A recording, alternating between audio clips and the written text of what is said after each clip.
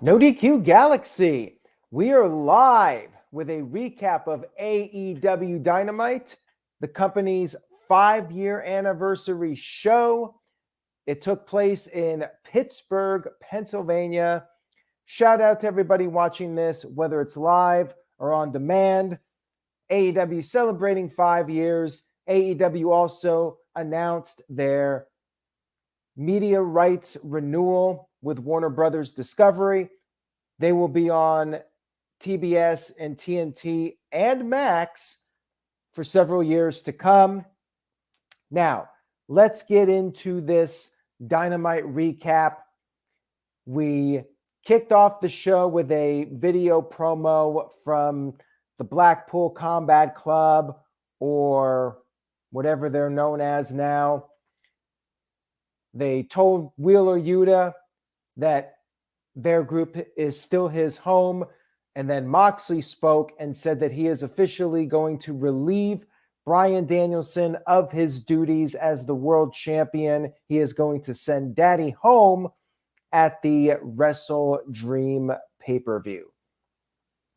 Now, we opened up the show with Nigel McGuinness on commentary. Taz had been attacked earlier in the day, had to go to the hospital and storyline. More on that in a few moments.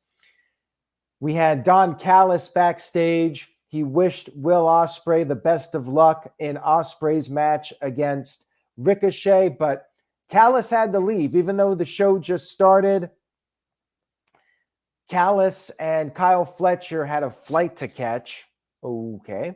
So they left, but Takeshita stayed behind, which basically gave away shenanigans for Will Ospreay versus Ricochet. I actually wasn't a fan of this because it just gave away that, well, Takeshita is going to do something. Anyways, we had Ricochet versus Will Ospreay for the international title. And it was more or less what you would expect, but I don't think it was quite as smooth as their encounters from almost a decade ago. It was a little bit slower, not quite as polished as what they've done in the past. They tried to recreate what they did in their old matches from back in the day. The back and forth with the gymnastics, the flipping, both of them doing the flip at the same time and posing, getting the standing ovation. All of that was what you would expect. But I have to say, like, this match overall, I don't think it was as good as most of Will Ospreay's TV matches. I think Will Ospreay and Pac was a far superior match to this.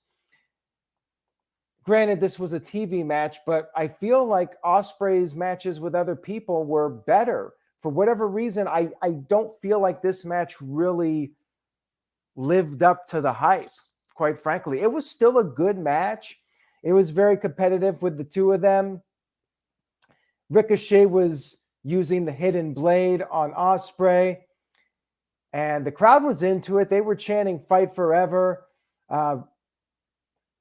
Will Ospreay hit the Styles Clash. Ricochet was able to kick out of that.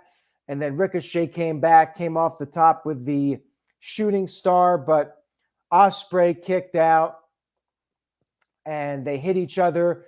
So Ospreay hit Ricochet with a Poison Rana. Then Ricochet hit Ospreay with a Poison Rana. Then Ospreay, I guess the little bit of adrenaline, took down Ricochet with a hidden blade and fell on top of him, but in a way where both men's shoulders were down, and the referee counted 1, 2, 3. The match was declared a draw. But then they both wanted the match to be restarted, and it was, in fact, restarted. They went at it. Ospreay hit another hidden blade, was perhaps about to win the match, but then Takeshita shows up, attacks Ospreay, causes a DQ. Crowd was chanting a-hole at him. He held up the international title. I'm going to use the same energy that I do with WWE. I've said this before in WWE recaps. I'm not a fan of long matches that just end in a DQ. Like if you're going to do a DQ or some sort of screwy finish, don't do this long drawn out match. They did the draw, and really they could have just done that and maybe done a shorter match and then had Takeshita interfere afterwards. But the way they did it, I thought was a bit lame. It was a bit underwhelming to me. I just felt like you booked yourselves into a corner, you hyped this up for the 5-year anniversary, and then you just do the non-finish. Just not a fan of it personally. I feel like my time was wasted, and I've said the same thing when WWE has done this in the past. So I'm not just singling out AEW. We had Mercedes Moné backstage, and she had a video package, which was basically just a video package of herself. And then she talked about how Moné changes everything. But then MVP interrupted and he gave her his card. So I guess we'll see what happens here with MVP. More on MVP, by the way, in just a few moments. We had Hangman Adam Page backstage attacking the Guns to make sure that they were not going to be a factor in his match with Juice Robinson. Now, I haven't been watching Collision or Rampage, so I'm confused. I thought the Bang Bang Gang were heels, and I know Adam Page is a heel. So what's going on here? Who's the heel? Who's the face? I'm definitely confused about this. Next up, we had the Learning Tree segment with Chris Jericho. Big Bill did the introduction. Jericho came out there and he gloated about the new TV deal. He said that they made the experts look like idiots. I guess that was supposed to be a shot at Eric Bischoff and Jim Cornette, the guys that just like to rip into AEW for the podcast views. He talked about how this was also the anniversary of his debut in wrestling, and he challenged Mark Briscoe. He wants to become a 9-time world champion, so he's challenging Mark Briscoe for the Ring of Honor world title. Wouldn't he challenge Bryan Danielson? I guess Jericho is so washed at this point that the best he can do is the Ring of Honor title. That's the best he can do. Mark Briscoe came down, said he'll beat Jericho, and Jericho said Mark cannot beat him. Maybe Mark's brother Jay could have done it. And then Jericho said that Mark will never be good as Jay was. So, of course, you make it personal. Mark punched out Jericho and officially accepted the challenge for Wrestle Dream. Who does Jericho think he is? Christian Cage talking about dead relatives. It was the cheap heat. I don't care about this match. If Jericho wants to become a 9-time champion, he should be going for Bryan Danielson. I do not care about the Ring of Honor title. I have little to no interest in it whatsoever. Why is Jericho still having pay-per-view matches? I guess they're being defiant. They're like, I'm Chris Jericho, and you're going to watch whether you like it or not. And, well, he's right. The AEW faithful will be watching Chris Jericho no matter what. We had Darby Allin in a little pre-taped promo, and he talked about losing to Jon Moxley, losing his world title match. He said people are starting to lose faith in him. All he can do is keep fighting, and he issued an open challenge. He said he will be in Tacoma, Washington for Wrestle Dream, and he will be facing anybody in AEW who wants to step up. He said he's got nothing left to lose. There you go. Darby Allin, mystery opponent for Wrestle Dream. We'll see what they come up with for that one. We had Hangman Adam Page versus Juice Robinson, and Page attacked him right on the stage. Juice fought back with a strap. They were brawling in the crowd. Juice actually used a box of popcorn as a weapon. And then eventually they got into the ring and they actually had a match, which went back and forth for a little bit. Then they fought on the outside again. Juice gave Page a cannonball through the barricade, got him back in the ring. But then he tried to come off the top rope. Page caught him, gave him a fallaway slam into the corner. But then just as Juice was starting to get back into it, Page gave Robinson a low blow while the referee wasn't looking, and then finished him off with the buckshot lariat. And then after the match, Page continued his attack. He wrapped the strap around Juice's neck and tried to hang him. He's Hangman Adam Page over the top rope. But then we had the return of Jay White, who's been out of action for a couple months, and he went after Page, sent him packing. Then he speared Page through a table in the crowd. I guess Jay White and Adam Page will be feuding now. He's a babyface. I mean, I thought he was a heel. I guess he's a babyface. I guess the Bang Bang Gang are faces again to feud with Adam Page. It is what it is. I'm kind of over Jay White at this point. I feel like they ruined whatever momentum he had last year. But there you go. He's feuding. He's feuding with Adam Page now. Shout out to Dave Scheffler, who sent in a $2 super chat. Thank you for that, Dave. I appreciate it. It says, what is your opinion for Darby's opponent? Well, he did say somebody in AEW, so I don't know if that means it's going to be an outsider. I mean, they could bring in any number of people. They could bring in Dolph Ziggler for all we know. He's the TNA World Champion, even though WWE and TNA have a relationship. They could bring in Matt Riddle for a one-off, give him an opportunity and see how he does. I mean, that would be interesting.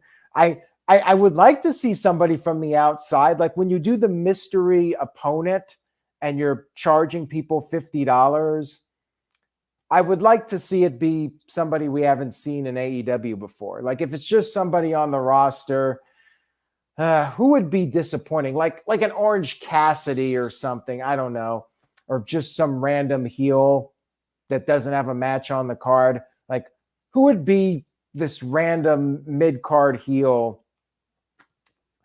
Maybe Powerhouse Hobbs would be cool if he's ready to come back. Apparently he is going to be back in the near future. He's been backstage at Dynamite. So I guess Powerhouse Hobbs would be cool if they brought him back. I don't think it's going to be Bobby Lashley. Could be Matt Cardona. That would be fine. Sure, why not? Although the thing is, I don't see Darby losing. Whoever it is probably going to lose to Darby. So that's why I say Matt Riddle. Like, bring him in for a trial match. He loses. He puts over Darby. And if he gets over and has a great performance, maybe consider signing him. Miro, I mean, they could bring in Miro and force him to wrestle and have him job. You know, the guy's under contract. You might as well get some use out of him. Force him to come in and do a job. Don't know if he'll do it or not, but hey, he's being paid. He should be doing it. If they want him to put over Darby, he should. I could see it being Hobbs, but it'd be cool if it was like an outsider such as Matt Riddle come in, puts over Darby, and if he has a solid performance, maybe you bring him back. Could be somebody like Johnny TV or something lame like that too. Could be Ricky Starks. Bring him back, have him job out. Could be Ray Phoenix. Could be Penta if Penta's still under contract. I mean, could be any number of those people I just mentioned. So we'll have to wait and see. Jungle Boy, or excuse me, just Jack Perry. Still thinking Jungle Boy in my mind. Jungle Boy Jack Perry arrived, or the scapegoat Jack Perry, as I should be calling him. He's the TNT champion. He arrived, and then Shibata showed up with his speech app on his phone and challenged Jack Perry to a match at Wrestle Dream. Jack Perry attacked Shibata and then accepted the match. This seems very random. I don't know if there was something I missed on TV on Collision, but this feels like a match thrown together. So I really don't care about it. Just feels like a filler match. Jack Perry wins. Move on. Oh, okay. So Shibata was on Collision and attacked Jack Perry, or helped Suzuki after Suzuki lost. What a shock there to Jack Perry. Yeah. Shibata's not winning. Jack Perry is coming off a loss to Bryan Danielson. He's going to win. Next, we had Bryan Danielson cutting a promo. He said, F John Moxley. He said AEW is where the best wrestle, and that's why he challenged Okada for the main event. And he said that this match is for AEW. 9:15. Can you take a guess what happened? Well, as it turns out, we had our one women's match of the evening. Dr. Britt Baker, DMD, in Pittsburgh versus Serena Deeb. I don't know if maybe the audio was not working correctly, but I feel like there was not a whole lot of heat for this, despite it being Britt Baker country. I didn't really care about it too much. It was your standard women's match. Back and forth a little bit. You had Mariah May watching at ringside. And Deeb was able to kick out of a few things, including the air raid crash off the second rope. But after escaping a lockjaw attempt, Deeb eventually submitted to the lockjaw. Britt Baker wins. No surprise. And Deeb attacked her after the match, beat her down. So don't know what that means. Gets her heat back, whatever. Match was okay. Nothing too special. Backstage, Hook was interviewed, and he was asked about his dad Taz getting attacked, and he was very angry. He pounded on a wall, and he said that he is going to find out who did this, and he's coming for that person. There you go. Maybe somebody got pissed that the FTW title was retired. Maybe that's Will Hobbs. I mean, that could be where this is going. Will Hobbs was pissed off that Hook retired the FTW title and is going to come back and make an example out of Taz and Hook. Who knows? There's also a little video from Christian, called himself the face of TBS now and forever, and soon he's going to have it all. I'm sure he'll attempt to cash in at some point his not Money in the Bank contract for the world title. Mariah May was interviewed backstage, and she was talking about how Willow should not be getting a title match since she's been losing all the time. Fair point. And then Willow confronted her, and then they had a little brawl. Security had to come in and break it up. It was weird that Mariah May was at ringside for Britt's match. Like, they might have been teasing something with that, but then Serena Deeb attacked Britt after the match, and then you have this segment with Willow and Mariah May.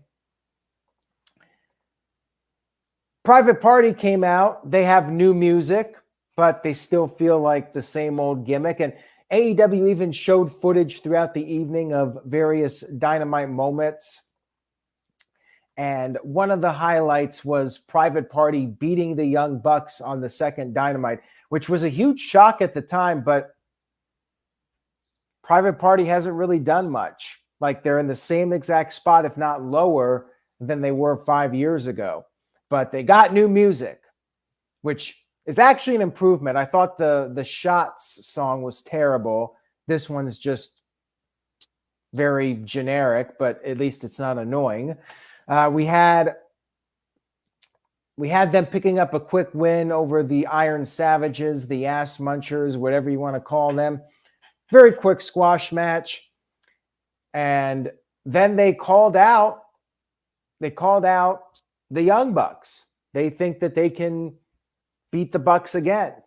The Bucks did appear on the stage, but they said that even though you cannot have a 5-year anniversary show without them, they said that they have super limited dates and they're not going to waste one of their dates in a crappy town like Pittsburgh, although you still flew there and you're still part of the show instead of staying home. So I don't get it. But anyways, Jack Perry attacked Private Party, 3-on-1 attack. Shibata ran down and made the save. And then Christopher Daniels showed up and proposed a 6-man match for Rampage. Now, what I'm confused about is why is Daniels sometimes making matches and other times it's Tony Khan? Shouldn't it just be one person calling the shots? I don't know. It just feels very, very odd to me that you got 2 different people making matches at different times and figured you would just have one authority figure.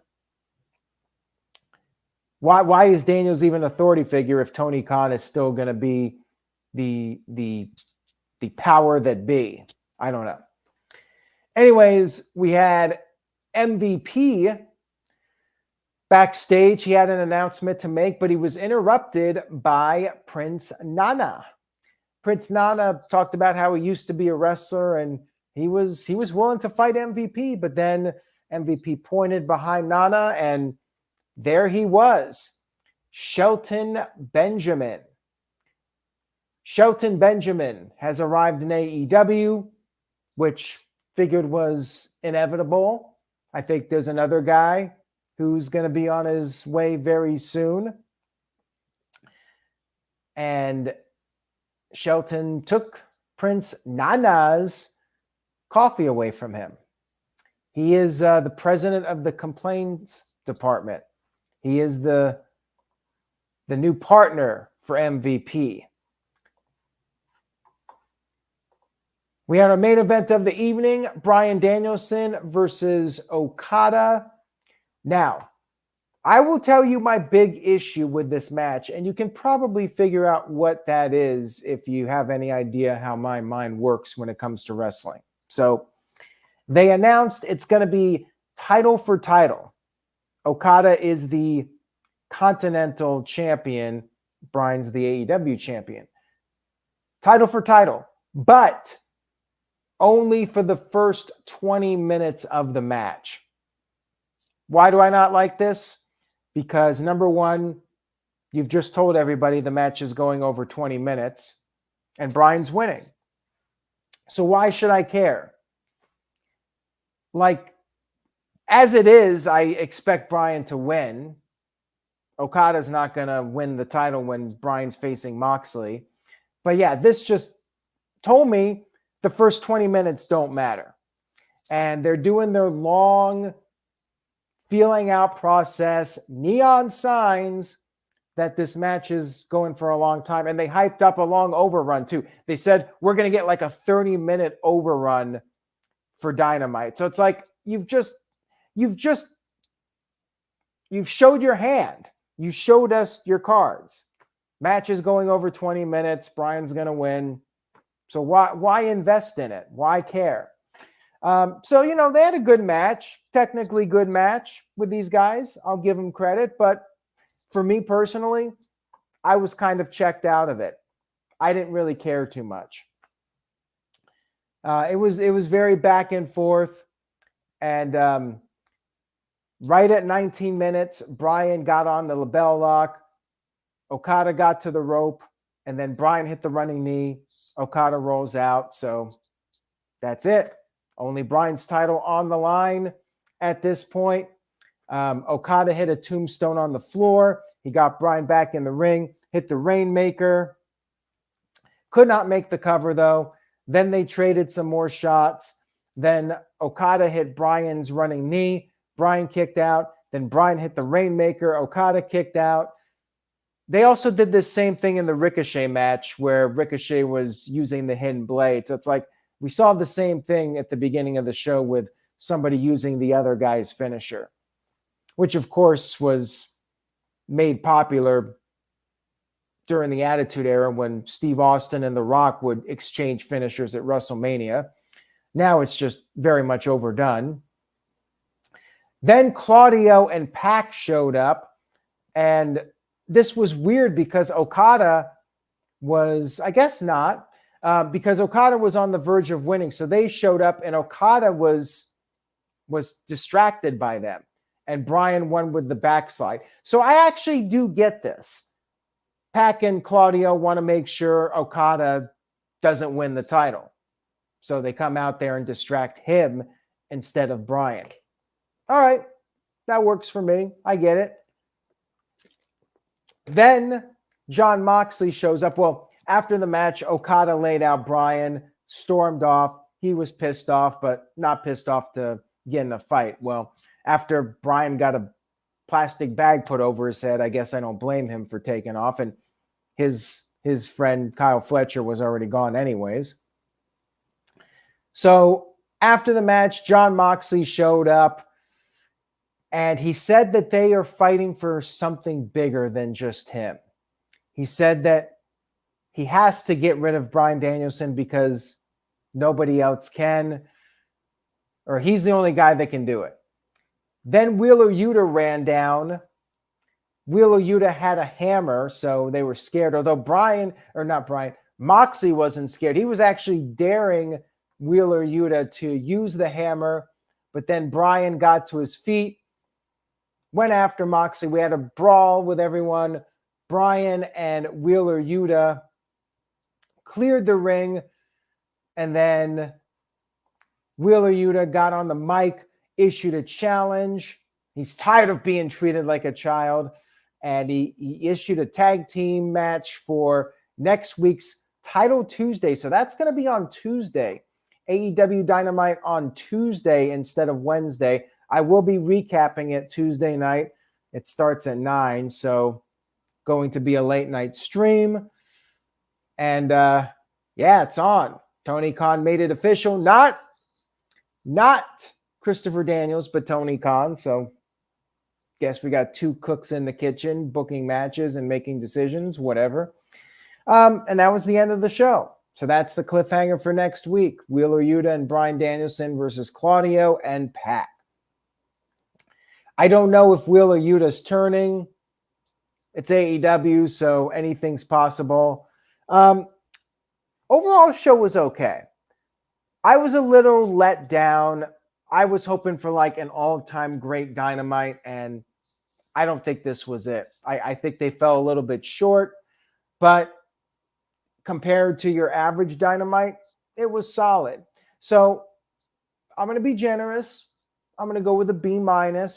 Not a bad show, but I do think it fell a bit short from what I was hoping for. I wanted like balls to the walls, biggest Dynamite of all time atmosphere. And yeah, I kind of set the bar a bit too high for it. It was okay. Decent show, but not even something that I would highly recommend. Like, I think you could skip this Dynamite, and it's the 5-year anniversary, and you probably wouldn't have missed a whole lot. Like, you had Ricochet and Ospreay, not quite as good as their peak matches with a DQ finish. And then you had an overly long Bryan and Okada match with the goofy 20-minute Continental Title stipulation. I don't know if this was a test for 3 hours, but I'm not a fan. I'm happy Raw's going back to 2 hours, and Raw's been on fire lately. I really don't want a 3-hour show from WWE, and I don't want a 3-hour show or even a 2.5-hour show from Dynamite. Let's just stick to the 2 hours. That's what works. But yeah, they did the long overrun, and I would be surprised if they do a really big number for it. But, you know, it could be an experiment to see if they can potentially move to 3 hours at some point with this new Warner Brothers Discovery deal. I wouldn't be shocked if it happens. Let's put it that way. So anyways, thank you all so much for tuning in. I will be back with another Dynamite recap next Tuesday at, I guess, 11. The show starts at 9. It's Title Tuesday. We got more coming up this week. Predictions for Bad Blood, Thursday night, 8 p.m. Eastern, 5 p.m. Pacific. SmackDown recap, Bad Blood recap. Tune in for all that. Have a great rest of your week, everyone. Stay safe. Say yes to NoDQ.com, and I will see you all next time.